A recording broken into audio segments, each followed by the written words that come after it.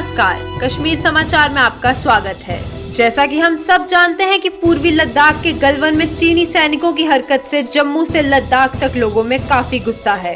लोगों ने जम्मू कश्मीर और लद्दाख दोनों प्रदेशों में प्रदर्शन कर चीन के पुतले जलाए। इन प्रदर्शनों में सभी लोगों ने एक ही सुर में बस एक ही मांग उठाई है और वो है चीन के खिलाफ सख्त कार्रवाई। इसी पर बात करने के लिए आज हमारे साथ मौजूद हैं बीजेपी चीफ स्पोक्समैन सुनील सेठी जी। सुनील जी, हम आपसे जानना चाहेंगे कि इस स्थिति पे आपका क्या कहना है और जिस तरह से लोगों में गुस्सा है, अब भारत का अगला कदम क्या होना चाहिए?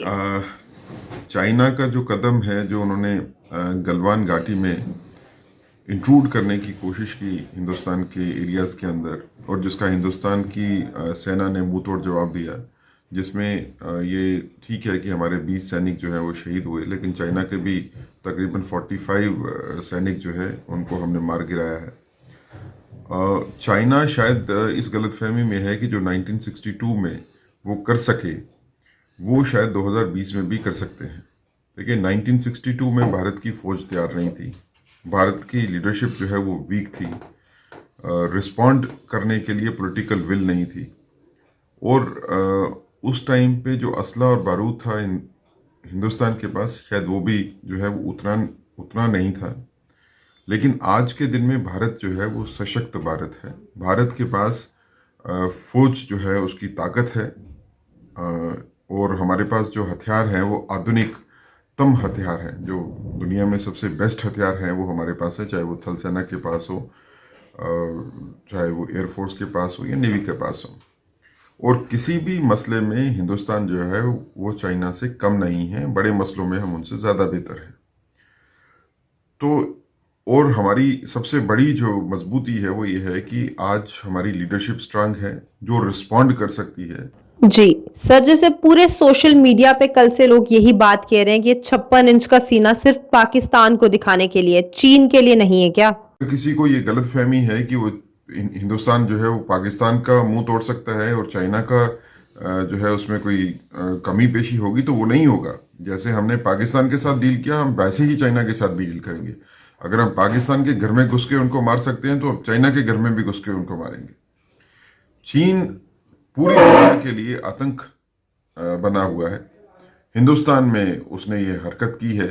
आप साउथ चाइना सी में देखेंगे तो वहाँ पे भी उनका यही हाल है। वो हर कंट्री को जो है वो हड़पना चाहते हैं, ज़मीनों को हड़पना चाहते हैं। तिब्बत को उन्होंने हड़प लिया। मंगोलिया का कोई हिस्सा जो है वो भी उनके पास, साउथ मंगोलिया का हिस्सा भी उन्होंने नाजायज़ कब्जा किया हुआ है। इसी तरह और भी काफ़ी ऐसे देश हैं जो चाइना की इस बर्बरता को जो है वो फेस कर रहे हैं। और जो नया एक नेक्सस बना है, जिसमें अमेरिका और इंडिया, इसराइल, जापान, ऑस्ट्रेलिया और बाकी साथी कंट्री जो हैं, ये एक ताकत के तौर के ऊपर उभरे हैं कि जो चाइना की ताकत को कम करने के लिए जो है वो काम कर रहे हैं। और आने वाले दिनों में न सिर्फ भारत जो है उनकी सैनिक मजबूती बढ़ेगी, बल्कि भारत की आर्थिक मजबूती भी बढ़ेगी। ये कोरोना वायरस हमारे लिए जो है वे एक बड़ी अपॉर्चुनिटी लेके आया है, और हम चाइना का सफाया इकोनॉमिकली करेंगे। चाइना में जो इंडस्ट्री, जो इंडिया स्पेसिफिक इंडस्ट्री है, उसको भी ख़त्म करेंगे, अपना आत्मनिर्भर भारत बनाएंगे। और साथ में जो बाकी कंट्रीज़ हैं जो चाइना में अपनी इंडस्ट्रीज़ लगाते हैं या चाइना का माल खरीदते हैं, उनके लिए भी एक विकल्प जो है वो भारत बनेगा, और दोनों तरह से हमारा फ़ायदा होगा। जो चाइना से हम इंपोर्ट करते हैं उसको भी रोकेंगे, और जो बाकी कंट्रीज़ चाइना से इंपोर्ट करते हैं वो एक अपॉर्चुनिटी बन के हिंदुस्तान के पास आएगा।